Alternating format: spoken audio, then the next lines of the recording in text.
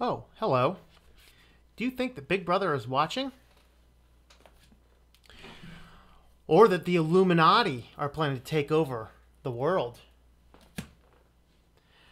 Have you had an encounter with a space alien today? If the answer to those questions is yes, then grab your hat. This is tinfoil hat time.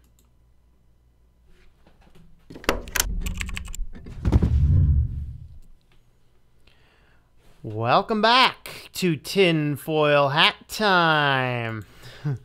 We are going to talk today about entertainment.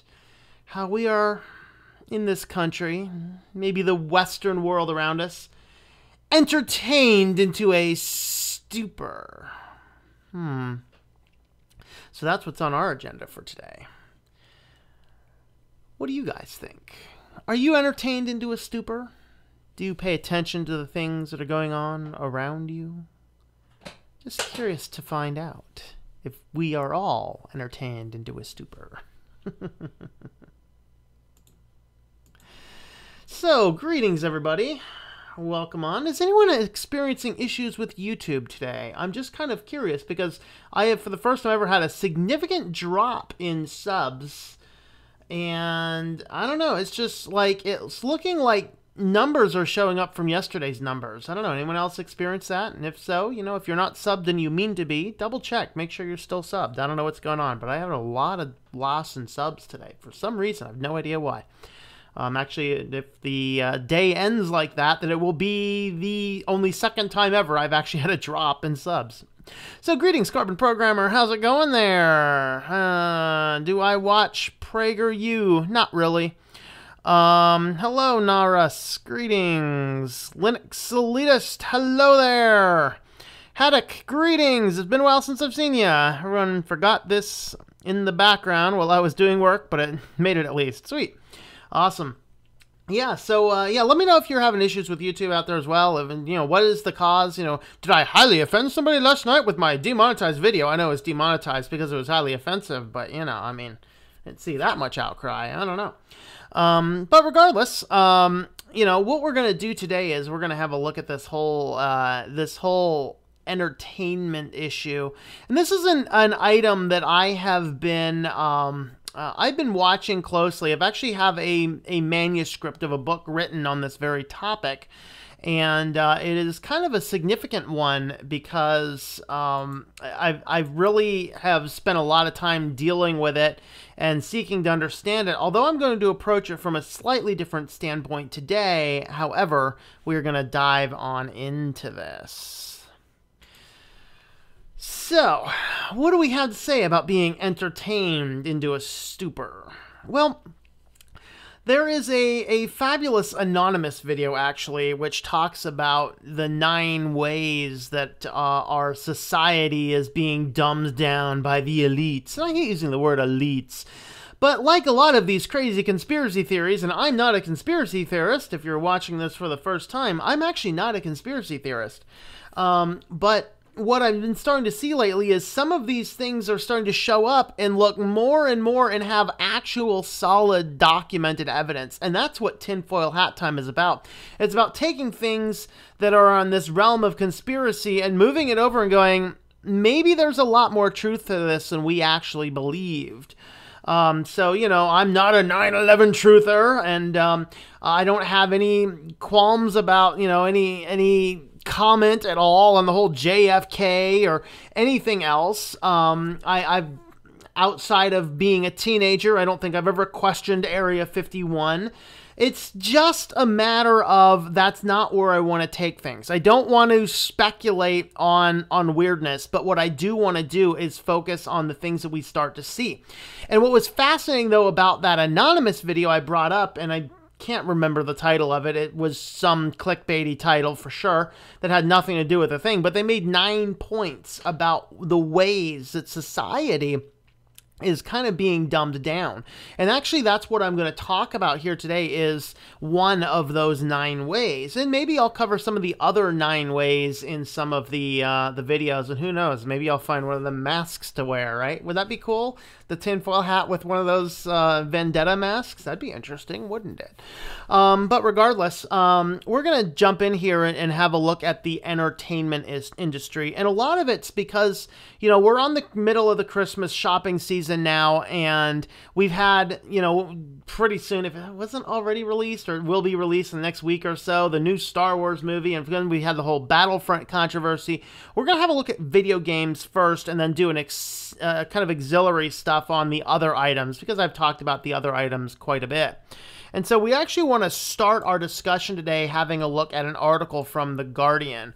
And I'm not the biggest fan of The Guardian, but I thought this article was very fascinating. This is effectively, it's kind of like an interview with this gentleman, I believe it's Matthew Crawford, who wrote a book, which I actually want to read now after reading this article. And so we're going to start by looking at this article, and then we're going to have a look at some of the other factors around here. So basically the title of this is Matthew Crawford, and I have no idea who Matthew Crawford is. Anybody? Who's Matthew Crawford? I don't know. I didn't even have a chance to look into who is this guy. Academic motorcycle mechanic. Okay, so he's an academic and a motorcycle mechanic. Okay, good enough. So distraction is a kind of obesity of the mind, and that really struck me as a title. So I decided I'd go ahead and stop and read this article, and it was fabulous. Have a look at this. All right, so before I met Matthew Crawford, I loved air travel. Let's see, let's jump down to the meat of the thing. We don't want to get into the introductions. The creeping clamor of our eyeballs, our eyeball time is at the starting point of Crawford's book, The World Beyond Your Head. So that's the book. I think I kind of want to read that. It looks like my hat's coming unseen there. All right. The World Beyond Your Head, a kind of philosophical treatise on how to cope with modernity that starts with annoying ads and ends with a critique of the whole Enlightenment thought. He was inspired to write it when he was out shopping and noticed that ads popped up on the card machine during the delay of a few seconds while he entered his PIN. That pisses me off, by the way. When I see that, I go to the bank, put in the card for the ATM, they want to push me an ad about a home equity loan. No, bank. I'd rather not. And then you wonder why I come in to do business with you directly, and then I have to deal with your, ooh, let's look at your account review. No, my account's doing just fine, thank you. Just deposit my stupid money.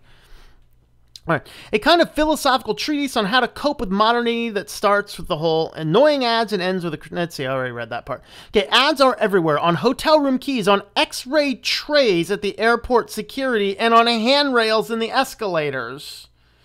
And apparently on urinals, if Mr. Friendly has its way. I realized how pervasive this had all become. These little appropriations of attention, he said, figuring out ways to capture and hold people's attention is the center of contemporary capitalism. Which it's not capitalism, by the way. We're going to comment on that in a minute. There is this invisible and ubiquitous grabbing at something that's most intimate thing you have because it determines what is present in your consciousness. It makes it impossible to think or rehearse a remembered conversation, and you can't chat with a stranger because we all try to close ourselves off from this grating condition of being addressed all the time. He points out the only quiet, distraction-free place in the airport is the business class lounge, where all you hear is the occasional tinkling of a spoon against china. Silence has become a luxury good. The people in the value of their science vary highly. The people in there value their silence very highly. If you are in that lounge, you can use the time to think creative, playful thoughts. You could come up with some brilliant marketing scheme that you would use to determine the character of a peon section, or you can think of the transfer of wealth. Attention is a resource convertible into actual money. Now, the reason I wanted to take a pause about capitalism is not what our society is right now. And there's a lot of people like, we're in a capitalist society because we are in what looks like a capitalist society. We are not in a capitalist society. We are in either a corporatocracy or an oligarchy. What that means is that there is a group of companies or a group of individuals that guide the laws in the nation. See, if capitalism has an element of morality, you cannot have capitalism departing from morality. In true capitalism, the person selling the product does actually care about the person they're selling the product to. That is not the case in our modern society, where people are seen as units of production. And we're going to look and dive into that a lot deeper. But we are not in a capitalist society, because capitalism values the individual. What we have does not. And that is a distinction to be made. Oh, let's see. Forgot. Okay. Everyone's talking about using entertainment to distract himself from his worries. Is that what you will be talking about? Yes, indeed. Indeed. Brian Lunduke has a Tux Penguin mask. Maybe you can find it and you can wear it. That would be cool. Went to the mall the other day, I'm guessing, and saw an ad on the escalator. I even saw an ad in the restroom of the Vegas hotel. They push us ads at our school. See, that's so bad. Ads at your school should be banned. Like, tear those things down, man. Tear those things down. We have TV in the cafeteria, and they sell spots for ads. As long as it's a student organization, I think I'm okay with that. But if they're selling some product, which they do anyway, I mean, how many of you students watching either have to have a Microsoft account or a Google account at your school? I bet you all! And that's just kind of the direction that we are moving. All right, let's go ahead and jump back into this guy here. We met in a bright day, I think there's a typo in the article, in March at Shuktu Moto, a red brick garage on the side of Richmond, Virginia. When he is not thinking about how we ought to live, Crawford works as a motorcycle mechanic. Let's see if we can turn and find something else there. Let's see, we increasingly encounter the world through these representations that are addressed to us, often with manipulative intent. Video games, pornography, gambling apps on your phone, he says. These experiences are so exquisitely attuned to our appetites that they can swamp your ordinary way of being in the world. Just as food engineers have figured out how to make food hyper-palatable by manipulating fat, salt, and sugar, similarly, media has become an expert at making irresistible mental stimuli. Distraction is a kind of obesity in the mind, in other words, with results that could be just as hazardous for our health.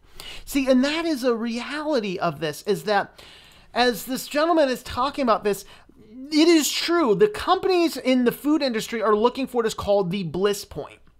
They will literally take Cheez-Its as an example, and then they will be experimenting with a formula where they will bring in hundreds of people on panels, and they will be given 2 samples. Sample 1, sample 2, which one tastes better? And then they do this through thousands of interactions to find the absolute perfect balance that the vastest majority of people absolutely love. And that is why if you go into the grocery store and buy something with a product label on it, with a UPC code, anything with a label is suspect, as one gentleman said on a documentary. Anything with a label is suspect, okay? Anything you buy tastes wonderful. Like, you can hate cheese, and Cheez-Its are like addictive.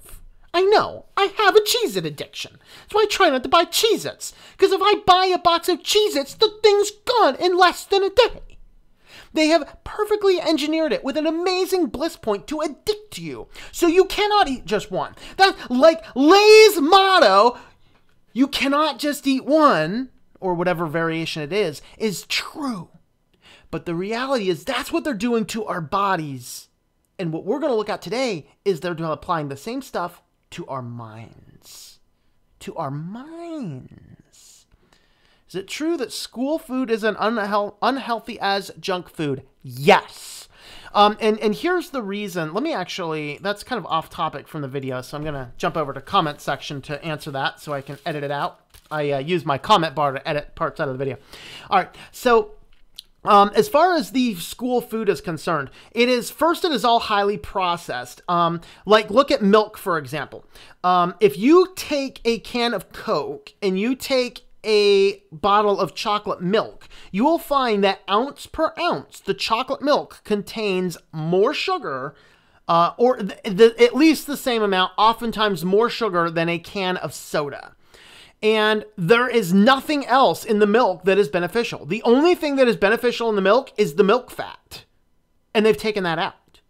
So the amount of sugar in your average chocolate milk, which they are allowed to serve, is more per ounce than the can of soda, which they are not, because, soda's bad, soda's evil. So they pull out the soda, and what do they serve you? Minute Maid lemonade, which is the same exact stuff. In fact, there is more sugar in it, because you have to have more sugar in it to overcount the fact that it does not have carbonation. So if you take a soda, it tastes good as it is. If you shake that up and get rid of all the carbonation, try this as an experiment. Shake that up, get rid of all the carbon, get all the carbon out of there, try it, it doesn't taste good. The carbonation makes it taste good. But if you add some sugar to it and stir it around, it starts tasting good. So non-carbonated beverages in cans have more sugar than less carbonated ones because you have to account for the extra sugar to bring them back up to that bliss point. That your taste buds get tricked because of the carbon dioxide bubbles. It basically masks several of the carbon dioxide bubbles. And that's what allows carbonated drinks to be less sweet, to still have the same sensation of sweetness. And so, yes, school food is excessively highly processed because it has to follow exactly the food pyramid. And you can look up, I think a guy's name is Michael Eads.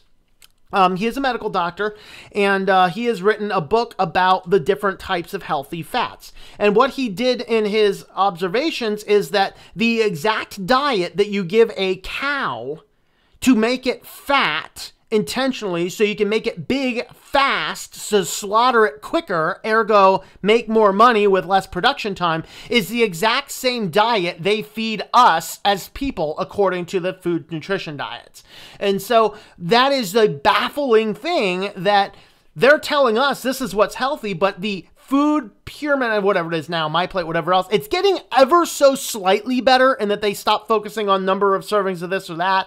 But regardless, the pyramid that was given to us for a long time actually makes us fat and unhealthy. It does. And so, yeah, school food is actually just as bad as is junk food. In fact, if you look at your average breakfast cereal that is pushed out, like Nutella, I think they just revised Nutella, but Nutella was pushed. It is still pushed as a breakfast food. I have not had a look at the new boxes, the new labels, but the traditional Nutella has more sugar per tablespoon than sugar. Literally. It has more sugar than chocolate frosting. There is no other nutritional value in it. You may as well take that toast and take the chocolate frosting and wipe it up. But every breakfast cereal that is sold to the American people is the same thing.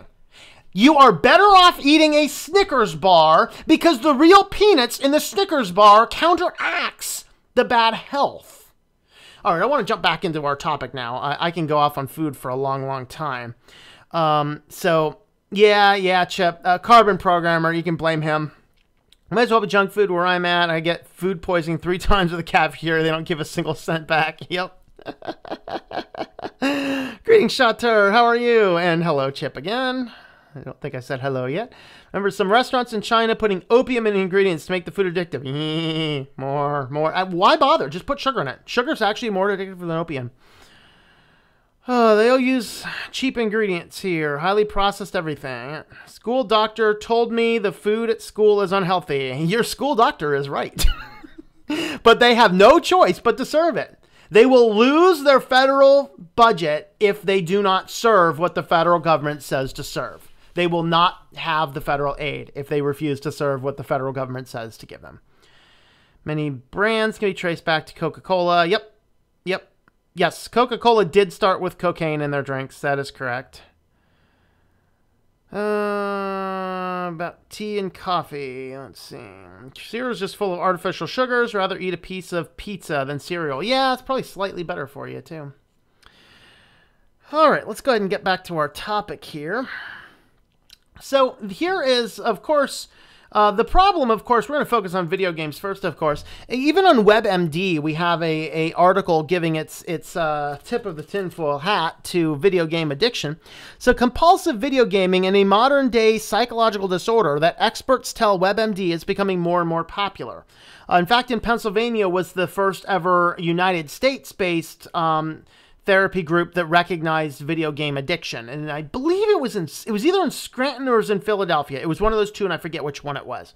But basically, they talk about here's an addiction treatment at Amsterdam, Netherlands. Teenagers and young adults begin to detox by admitting they are powerless over their addiction. But these addicts are not hooked on drugs or alcohol. They are going cold turkey to break their dependence on video games. Okay, so Keith Bacher, director of Smith & Jones at Addiction Consultants, tells WebMD he created the new program in response to the growing problem among young men and boys. The more we looked at it, the more we saw gaming was taking over the lives of kids. Detox for video game addiction may sound like a stretch, but addiction experts say the concept makes sense. See, and here's the thing. I'm not a huge gamer, and there are types of games, and actually I have a book that I have 95% of the manuscript done, which addresses this issue. And there are things that make games addictive, and there are good games. So if you want to know what type of game is good, a game is good if it has a definitive start and end point, like maybe a per round. So I play Warcraft 3.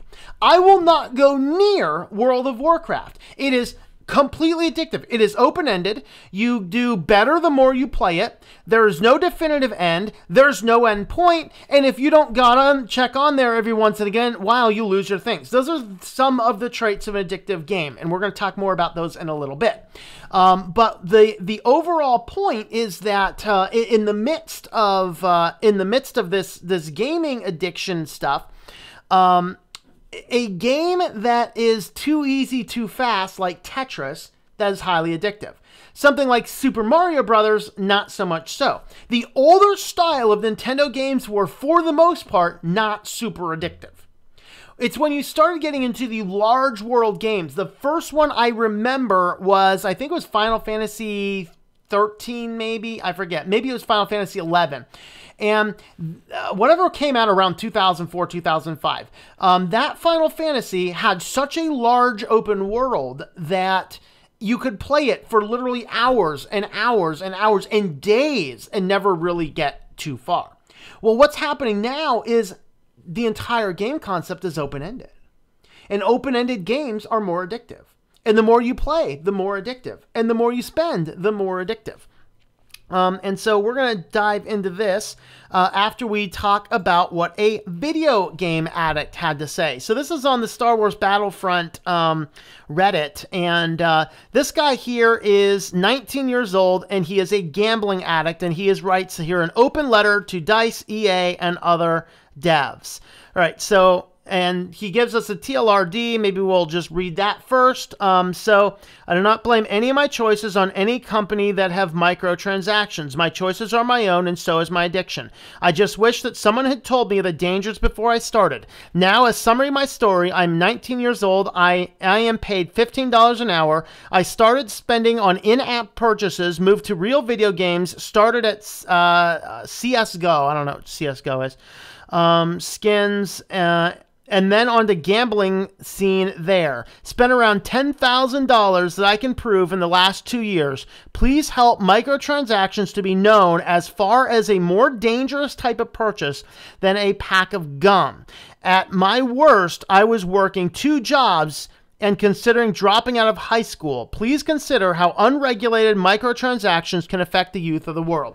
So we're actually going to stop right there and comment on a few things. Number one, he is partially right when he says it's not his own, he's not blaming the companies. I hold some, not all, some degree of the blame on the companies, because these gaming companies are hiring PhDs in human behavioral psychology to figure out how it takes to get people hooked onto these games. When you as a gamer have to hire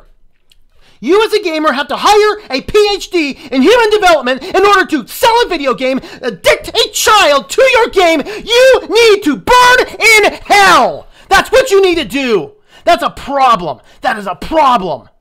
It is a challenge, and I blame parts of these companies because they're making their games as addictive as they can possibly make them in order to sell them as much as they can possibly sell them, in order to get them to buy and buy and buy. And they don't care if they're 13. They don't care if they're 17. They don't care if they're broke. They don't care if they're putting on a credit card. All they want is the green cash, and they don't care about the unit of production, the poor child that has lost his life. And I will remind you that financial problems is the #1 cause of suicide among young men. These game developers need to be held accountable. Now, there is an element where we need to help teach kids that you need to avoid these types of games. You need to avoid these types of games. All right? And so he does say here that his choices are his own, that it is his addiction. And the reality is when somebody is addicted, it's not just them. There are outside factors that affected the addiction. We as people are not alone, isolated to an island among ourselves. We are part of a greater society. And it asks the question, what can a person do in their responsibility, and what can the society do in their responsibility? And when you have an unaccountable corporate entity that is doing everything they can to hook a kid onto a game, therein lies the problem. And that's why government is supposed to help protect the people. But the sad thing is right now is our government doesn't help protect the people. Now, on the flip side, I'm not all for the democracy or the democratic point of view that says the government has to protect everybody. No, the government just needs to keep the companies in line and let us make our own choices. It's a balance between the two parties, and neither parties have it right. So he says he's 19, he played for $15 an hour and started to spend on in-app purchases. Now, in-app purchases are what causes a lot of hassle in this world.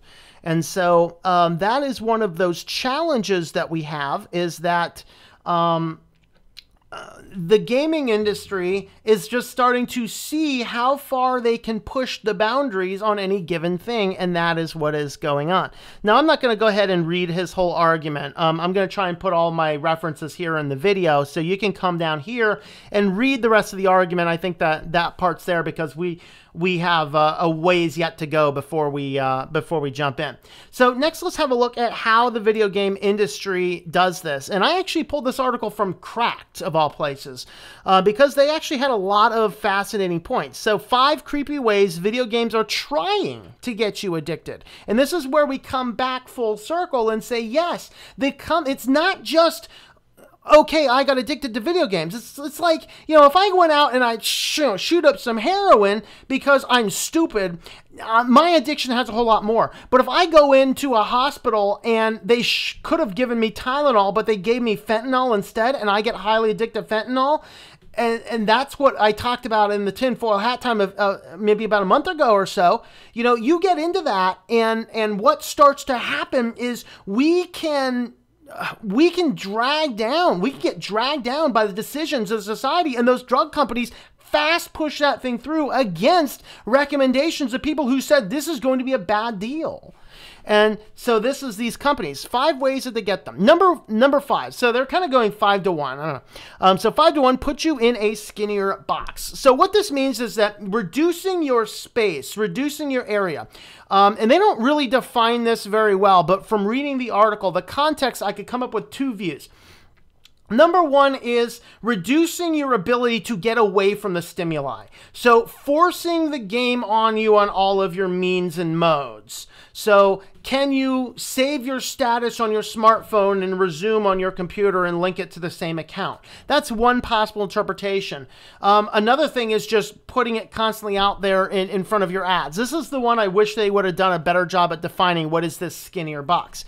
Now, the concept comes from research. So let's see. It's written by a game researcher at Microsoft on how video games that hook players, whether they like it or not. He has a doctoral in... Okay, so here is a video game researcher for Microsoft with a doctorate in behavioral and brain sciences. Each contingency is an arrangement of time, activity, and reward.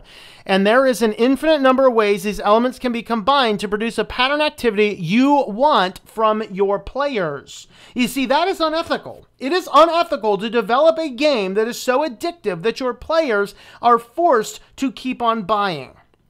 All right? The article does not contain the word fun or enjoyment, and that's not his field. His field is on the pattern of activity that you want, okay?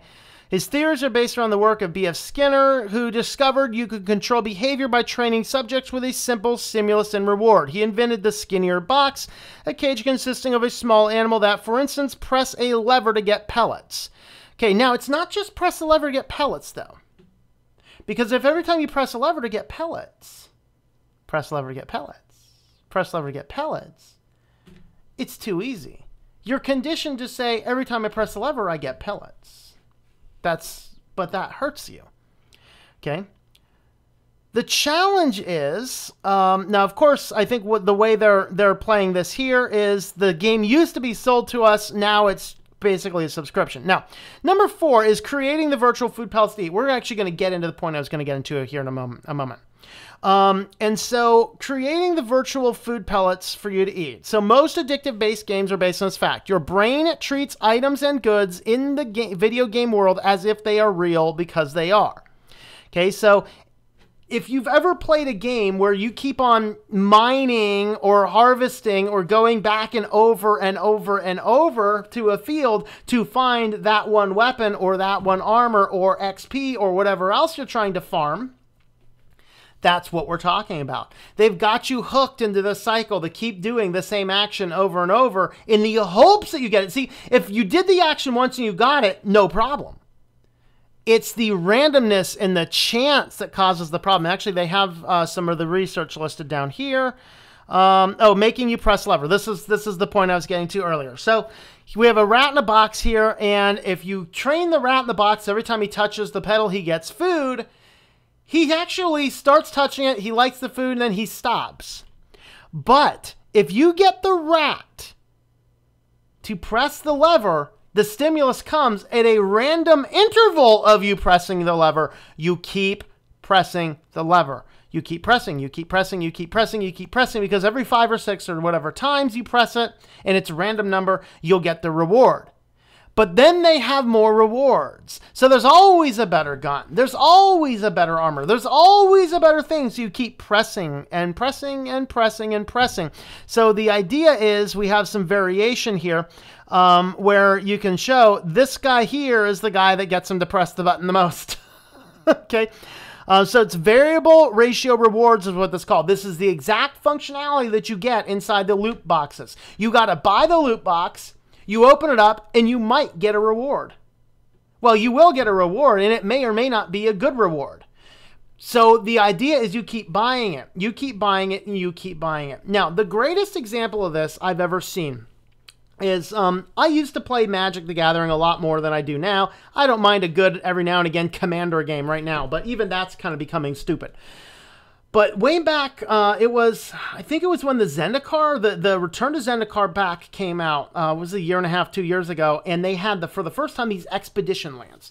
These expedition lands were excessively rare, and when the boxes were released, they were excessively expensive. Like, you could get $90 for one if you sold them. I mean, easy. Some of them were selling for like $300-400. I actually watched a guy in a card shop. Pay $600. He bought a box on boxes. A box of cards, 36 packs, costs about $100. He guys in, it's like $115 or so. He drops $115. Like, oh, I hope I got my expedition land. He opens the whole thing up. He gets lots of cool things. Doesn't get the expedition land. It's eating away at him. 10 minutes later, he bought another box. Nothing. 10 minutes later, he bought another box. I watched this guy over the course of 2.5, 3 hours that night spend over $650 on boxes of Magic cards to find an expedition land. And on his 6th box, $650 later, he pulled his expedition land. The holy grail of the Zendikar block, the expedition lands. And he loved it, and he cherished it. And before the end of the night, he had traded it for cards that were in the case at $20 a pop. And then he had to figure out how to hide the fact from his wife that he just spent $650 on Magic cards. That for me was the day. I've never bought a pack of Magic cards since then. Never. And I have no intention to. I've opened some packs. I've won some packs in tournaments. I don't mind going for a fun evening and paying $15 for a draft. Get 3 packs, randomly pick a card, pass it around to the next, have a good time, have a hoot, win some matches, get some cards, get some, you know. But if I want a specific card for a specific deck, it's way cheaper to just buy it. To be honest. And that's the matter they're doing in the video games. And when it's a physical thing like a Magic card, they start piling up in the corner and you see it. You see the result of the addiction. In a video game, you don't. And that's what they're doing. So that's the thing. They keep you pushing that lever because in response to the lever, you have a random chance of getting something. So then they just keep you pressing the lever forever by always having new things. And this is the biggest problem with DLC and constant video game updates is because, ooh, the new update, they're releasing 3 guns. So now you know 3 new guns are released in the latest update to the video game. So people are going to buy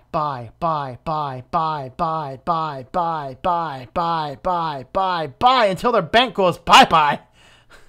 All for the hopes of randomly getting the chance of getting one of those 3 guns, or maybe all 3, because you got to have the whole set. How many people watched the new Star Wars series or bought it, even though it was claimed as the worst Star Wars ever? I guess I was talking about the Force Awakens, the worst Star Wars ever. How many people bought it just because they needed to have the full Star Wars collection? I'm not giving Disney another penny. Not a chance.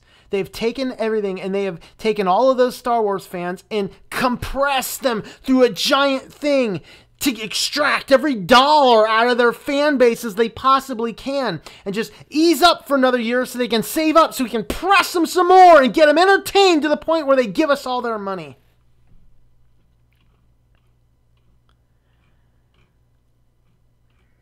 It's like us, right? Driving our wheel and ratting a wheel, all right? And then, of course, the last thing, getting you to call the skinnier box their home. So those are kind of those ways that the video game companies keep us addicted. Oh, lots of comments. Let's see what people are saying. Oh boy, I did not leave note where I was. All right, let's see. Some teas have caffeine. Some teas do not have caffeine. Yep, herbal teas generally do not have caffeine. How am I doing? I'm getting hot. Whew, it's a little hot under here. Greetings, Andy. How are you? How's the UK doing? Mark D, greetings. Speaking of gaming, anyone here on Steam? I have a Steam account that I use for testing every once in a while, but I've never actually paid any money for it, and I really don't care to be honest with you. About play for free, pay-to-win games. Well, yeah, I mean, that's a problem, and I think that's what's causing a lot of the challenge. All right, about building games like Minecraft. You know, I think Minecraft is... they think Minecraft is kind of another thing. It's, in theory, has an end, but I don't know of anybody that's ever actually wanted to beat it. Most people just want to sit there and build and play. So I would put it on the list of the addictive games, because that's exactly what they're trying to do. Skyrim, I believe that has a definitive end, albeit it takes a long time to get there. I used to play Minecraft some time ago. Never really played on the servers. All right. CSGO makes you spend... What is CSGO? So look, I'm not familiar with that one. Gaming isn't the only thing of computing. Go outside and play some games. And used to be a hardcore gamer, but not anymore. Yeah. Used to enjoy playing when I was younger, but the servers became more and more money gouging than ever. You can't play the servers because even permissions like flying in creative servers cost. Yep. Fire, fire, fire, fire. Okay. In South Korea, a few other countries, video gamers are recognized as an official sport. Yep. Don't follow the DLC of gaming. Yep. Avoid games. Android games are especially guilty of this. Yep. Everyone has DLC, at least AAA titles. That's the problem. Even worse, real-time gamers are the worst. Okay, you can't avoid the games. The microtransactions are everywhere now. We call those worlds lots to do, and those you don't want to lose what you've built up. Yeah. In fact, one of the funniest stories about World of Warcraft. This goes back like 10 years ago, over 10 years ago actually. I was talking to one of the case managers for one of my kids at Big Brothers Big Sisters, and he actually knew a guy in town that he was so addicted to World of Warcraft. He was out there playing so much that finally his friends dragged him out. So he goes out with his friends, but he's trying to have a hard time coping with not playing World of Warcraft that night. So he got drunk, got to DUI on the way home. And all he was concerned about is that somebody kept paying his, $15 a month fee so he didn't lose his character. He ended up having to get out of jail, got addicted back into it, ended up going to AA to overcome his addiction to World of Warcraft. I mean, that was like the most extreme personal story I've ever heard. But man, that's the reality of it. That's the reality of it. I mean, if you don't play, you lose it. Ooh, Don't play for long times, but a little bit for entertainment. Yep.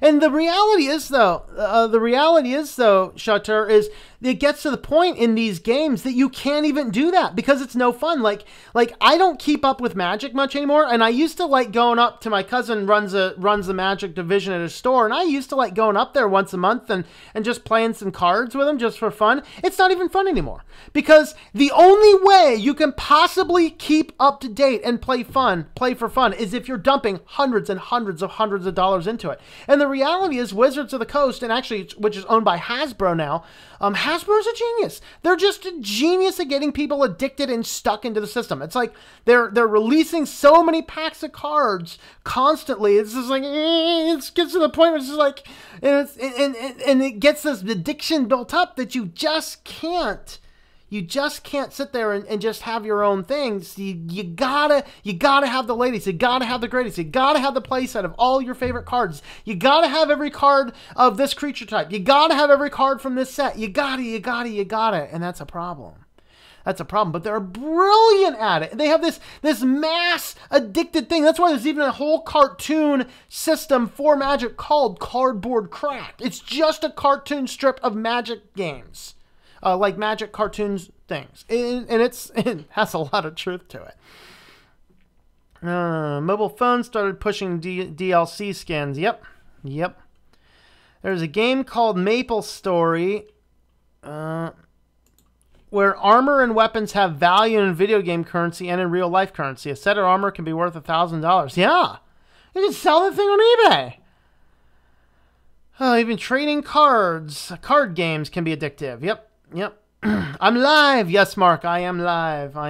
Anybody who jumped on late, by the way, check if you're still subscribed to me, if you meant to be. I had a massive drop in subscribers today. I have no idea why or how, but I'm like down a ton of subscribers. I'm not sure why, but I don't know if there's some weird something in the YouTube algorithm or something, or if I'll gain everything back tomorrow or not, but it's weird, so I'm not sure. Maybe that's why we have a lower viewer count than usual today too. I don't know. Even trading card, let's see, Pokemon cards, usually these packs of 10. Yep. How about that? How deep are we in meaning how late are we? Oh, you're pretty late, dude. You're pretty late. Minecraft is constantly being updated where new features are always being added. So I always got to wait for the inevitable gotcha edition of games where I can get the game and all the goodies. Oh, yeah, I got why. Yep. Very, very patient. Yep. I think I have, you know what? I mean, I like Civilization 4, and I actually have the full expansion pack, but I've never cared for playing the expansion pack. I just like the original as it was. Star Wars Force Awakens pushed feminism. Yes, it did. I cared not for a character on Star Wars that could pilot and repair the Millennium Falcon better than Han Solo, communicate with Chewie better than Han Solo, use the Force better than Luke. I mean, Mary Sue was an idiot. I mean, it's like, what are you, God? Has Jesus walked among us and is now piloting the Millennium Falcon? I don't know. It takes a long time to reach. Let's see. Microtransactions are BS, but I wouldn't equate it to owning the DV set. Yeah. So you purchase a DVD box set, it's essentially yours, and you'll have a digital copy. Except that most times, those digital copies are locked into DRM of some company. You know, they're usually locked into is it Voodoo was one of them. You know, the online digital things where you still have to have their app to play it. That's actually why I stopped looking for those, because it's like, I don't want to be locked into your app. If you tell me I have a digital copy, I want to have a digital copy of the thing that's mine, DRM free. But even the digital copy stuff isn't really doing that. EQ is my first brush with True Addiction. I had to quit because I lost my job. I'd lay awake late at night, sweating and twitching and dreaming about the game. Yeah, Radim. I mean, that's how I knew that it's like, there were things I had to stop because that same stuff, the addictive tendencies came out, you know? And I was just like, no, that's bad. That's bad. I don't want to do that. Most things in moderation, but microtransactions, absolutely not. Yeah. So a video where someone showed off how they spent hundreds of dollars on Pokemon cards. Yep. Windows 10 is system as a service, folks. At what point do you pay for creators updates? Yeah. Brother told me people are literally selling their Maple Story accounts for thousands of dollars because the armor their characters have. Huh. Yep. Creators of the game are trying to banhammer accounts that are being sold for money. Yeah, and it's like, why? Why bother? Why do you care? But yeah, I mean, it is against the service. And so here is the kind of the point of... actually, I got to go back to my title over here for that. All right. So here's the point of all of this, is that we are being addicted to games. We are being constantly forced games, constantly pushed games, constantly everything games, to the point to where we are being entertained into just an absolute stupor. We have lost the ability to control ourselves, and it's constantly put up before us. I've in fact noted this at the decline of American churches is directly tied with the smartphone industry and the social media industry. Because right around 2010, smartphones came out, social media was becoming prominent, and then what ended up happening is people were so constantly distracted by the little things in front of them, they've lost their focus on everything else in the world. It wasn't just God they lost their focus on. They lost focus on God. They lost focus on their church. They lost focus on their jobs. They lost focus on their finances. And now we're looking up almost a decade after that and looking back. Our churches have declined. Our finances have declined. Our thinking has declined. And we are entertained into a stupor. Addictive video games. We didn't even go into the Netflix. We didn't go into the constant full entertainment of all kinds at your fingertips, and you don't even own any of it. You don't own your games anymore. You don't own your movies anymore. You don't own your music anymore.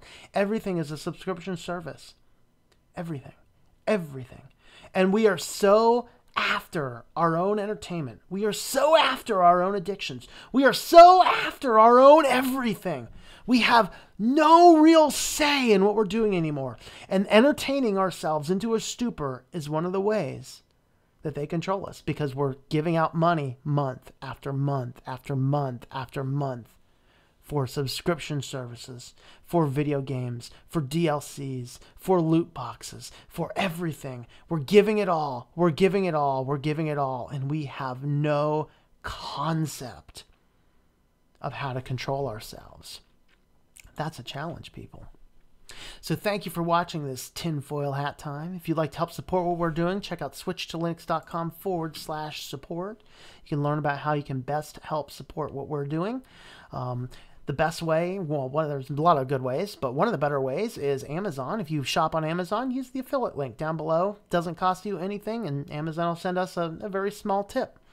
Also, I'm on Patreon. You will get unedited versions of my live streams, and I put up my ebooks up there as well when I write some books.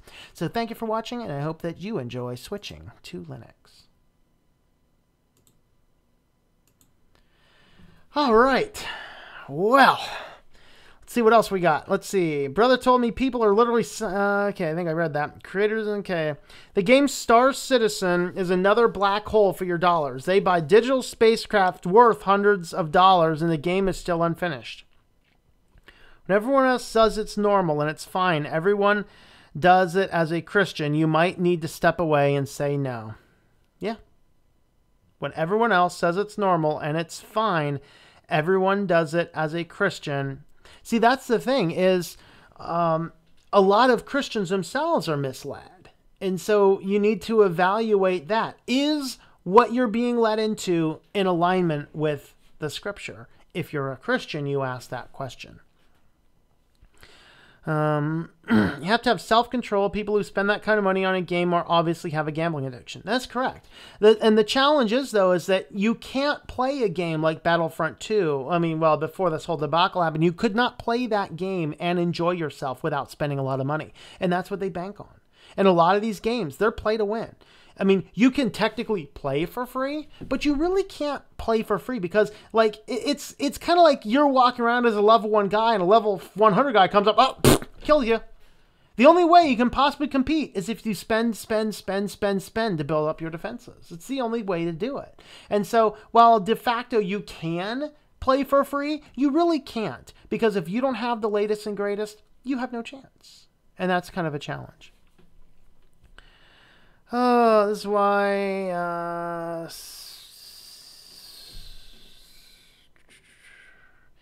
and Linux are the best. No DRM for the games, and OS are mine forever. Yeah.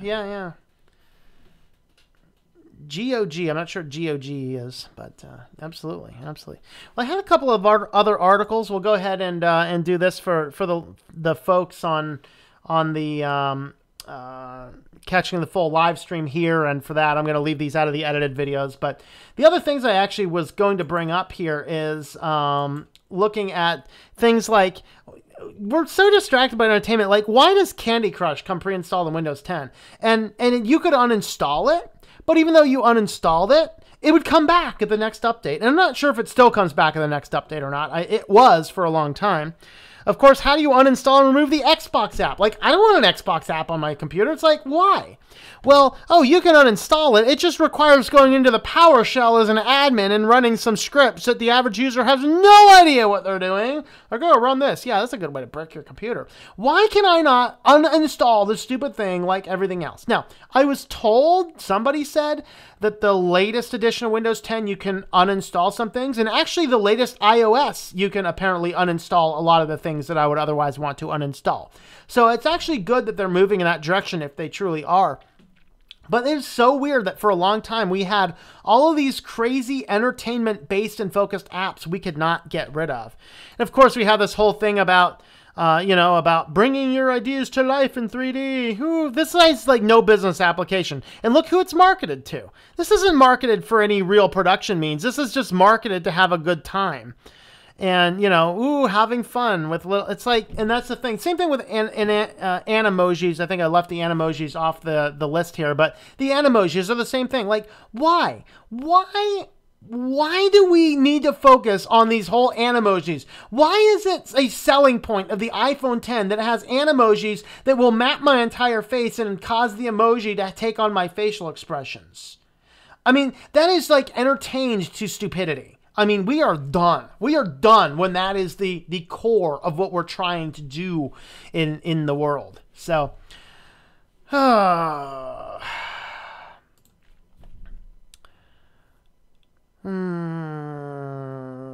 middle schoolers, and high schoolers on here are a lot smarter than your superiors these days. Your actions in the world matter, and I want you guys to understand that. I missed it.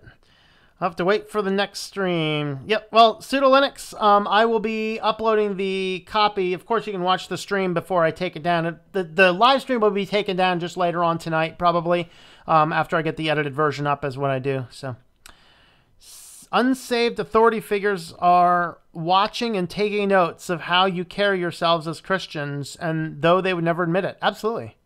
Oh, Good Old Games. Thank you. GoodOldGames.com. Okay. Oh, GOG.com. Okay, I know what you're talking about now. Yeah.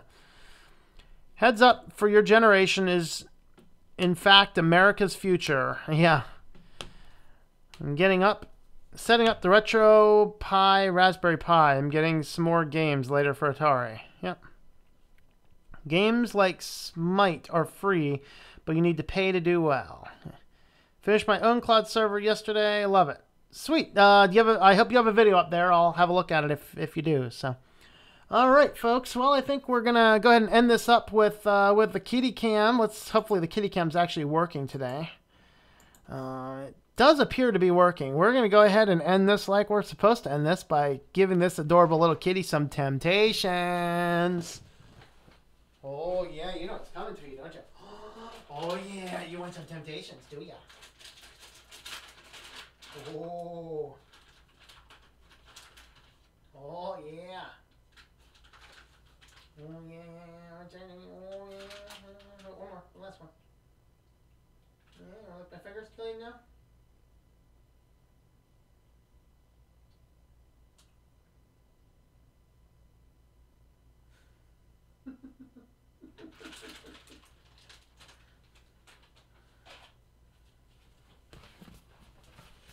Oh. All right, folks, have yourselves a wonderful evening.